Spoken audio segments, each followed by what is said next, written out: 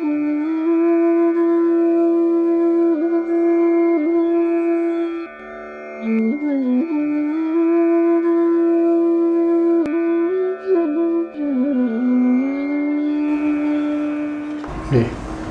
सादर प्रणाम गुरुजी। प्रणाम। आपके चरणों में कोटि कोटि नमन। जी मेरा नाम विकास उत्तम है, मैं कानपुर से आया हूँ। और एक मेरा प्रश्न है गुरुजी, जी। थोड़ा शंका है स्पर्श को लेके। अभी कुछ समय से मेरे साथ ऐसा हो रहा है जैसे किसी से स्पर्श हो जाता है, या जैसे घर में कुछ रिलेटिव्स आए, जैसे साले वगैरह आते हैं, कुछ पैरों को स्पर्श कर लिया तो उसके बाद सर में बहुत पीड़ा होती है और मतलब बहुत असहनीय दर्द होता है। इसको लेके थोड़ा सा कितनी साधना करते हैं आप? अभी कुछ दिनों से कम हो गई, पहले लगभग 3 घंटे साधना करते थे। प्राणायाम? प्राणायाम 2 बार। कुंभक कितना लगता है आपका? पहला कुंभक 2 मिनट पूरा लग जाता है, 2 मिनट 10 तक लग जाता है, लगभग 2 मिनट ही लगाते हैं। भोजन सात्विक है? जी सात्विक है। ठीक है, कोशिश करिए कि कम स्पर्श हो। ये शुद्धता की वजह से होता है। जब अशुद्धता टच करती है तो कुछ ना कुछ होता है या कुछ अंदर जाता है। मतलब कबीर कहते हैं स्पर्श से बचो। जी। आपने वलय किताब मेरी पढ़ी है? जी। स्पर्श से बचिए, लेकिन हाँ ठीक है, कहाँ तक बचेंगे, मजबूरी है, लेकिन जितना बच सकें तो बचें।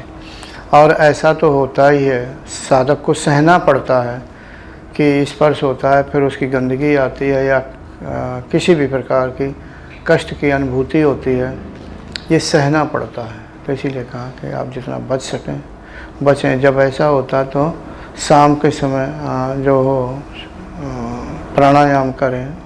शाम के समय मतलब सूर्यास्त के, यानी अंधेला ना हो, सूर्यास्त से पहले कोशिश करें या लगभग तभी। और अगर समय नहीं मिलता है तो आप शाम का ध्यान जरूर करें, उससे थोड़ी अशुद्धता भी कम होगी।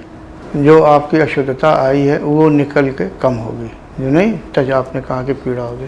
शुद्धता में अगर अशुद्धता का जब वो अंदर विलीनता होती है या मिलती है तो हल्की सी दर्द की अनुभूति कराती है। ज़्यादा मिल जाए तो सिर में दर्द हो जाता है। कई बार तो बहुत ज़्यादा होता है, मतलब डिस्प्लिन खाना पड़ता है। ये सर का सिर में दर्द होता है। वही मैंने तो कि कितने गंदे पुरुष ने आपको स्पर्श किया ये उसके ऊपर है।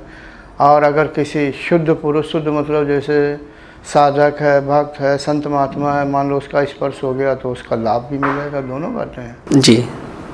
ठीक है, हाँ वो होता है। इसलिए स्पर्श से बचें, लेकिन ऐसे समाज में नहीं कहते, भीड़ भाड़ में कैसे बचेंगे। जी। जितना अपना को बचा सकें बचाएं। इसीलिए प्राणायाम के लिए कहता हूँ, प्राणायाम जितना ज़्यादा समय मिल सके तो अच्छी बात है, प्राणायाम करें। ठीक है, हाँ ये सहना पड़ेगा। और छोटे से अनुभव है, अभी लगभग 15 दिन पहले एक कमल देखा था, जो सफ़ेद रंग का कमल था, उसमें पंखुड़ियाँ बहुत ज़्यादा थी। और उसके 1-2 दिन बाद फिर जब ध्यान किया तो अचानक ही एक सामने प्रकाश का विस्फोट सा हुआ और बहुत तेज़ था। और उस समय बिल्कुल ध्यान टूट गया और मतलब आंखें जैसे थोड़ा LED लाइट बंद होके खुलती है तो चौंधिया सी जाती हैं, उस टाइप का मतलब हुआ। हाँ कभी कभी ऐसे अनुभव आते हैं मिलते जुलते प्रकाश से संबंधित। और ये कमल है तो कैसा कमल, पंखुड़ी क्या गिन सकते थे? जी पंखुड़ी गिनती में मतलब बहुत, मतलब 70-80 से लगभग ज़्यादा ही बहुत सारी। चलो कोई बात नहीं, मतलब कुल मिला के अच्छी बात है कि अगर कमल दिख रहा है तो शुभ संदेश या अच्छी बात। और गुरुजी एक कुछ दिन उससे पहले एक ये पहले भी अनुभव आया था, अभी थोड़ा सा अलग आया है कि 2 आकाश दिख रहे हैं। उसमें लगभग दोनों आकाश में 1 इंच का गैप दिख रहा है। एक नीचे आकाश है, एक ऊपर आकाश है। और फिर मैं थोड़ा उस आकाश से ऊपर के आकाश में गया तो वहाँ पे लोग प्रकाश से बने हुए लोग थे। मैं अभी समझा नहीं, नीचे आकाश, ऊपर आकाश, 2 आकाश कैसे दिखेंगे? मतलब एक लेयर सी दिख रही थी। अच्छा। हाँ, उसमें थोड़ा सा 1 इंच का लगभग दूर से गैप दिख रहा था। ऐसा महसूस हुआ कि जैसे ये आकाश है और वो भी दूसरा आकाश, ऐसा महसूस बीच में लेयर किस तरह की थी? खाली था। अच्छा, खाली था। तो हो सकता है कि ऊपर का 2 आकाश नहीं होते हैं, आकाश में ही। अच्छा जी। आकाश में ही, जैसे यहाँ ये स्पेस है तो मान लो यहाँ तक दिखता, बीच में थोड़ा और सूक्ष्मता से स्पेस है, तो आप 2 की गिनती कर रहे हैं। 2 आकाश नहीं होते हैं, ठीक है। अब वो मत सोचना भूताकाश, चित्ताकाश, चिदाकाश, वो नहीं जी। वो तो एक अलग की अवस्था। तो हाँ, अब मैं 2 क्यों दिखे, लेयर ऐसी क्यों है, मुझे नहीं। आपकी साधना की स्थिति क्या है? कंठ तक कुंडलनी आती है और प्राण भी आते हैं। कभी कभी दबाव ऊपर महसूस होता है। अब कुछ समय से मतलब लगभग 1 साल से अपने आप ध्यान ब्रह्मरंध्र में लग जाता है और वहाँ प्रेशर बहुत महसूस होता है। मतलब ऑटोमेटिकली ध्यान वहीं पे ही लग रहा है अभी कुछ समय से।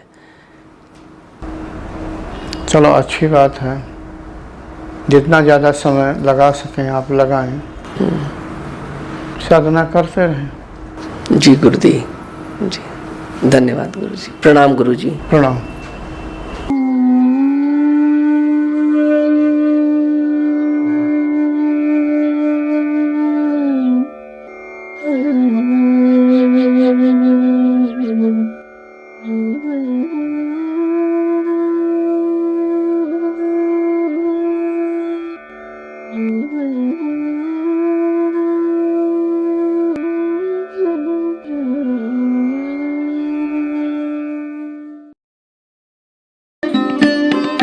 Thanks for watching. Remember to like, comment and subscribe.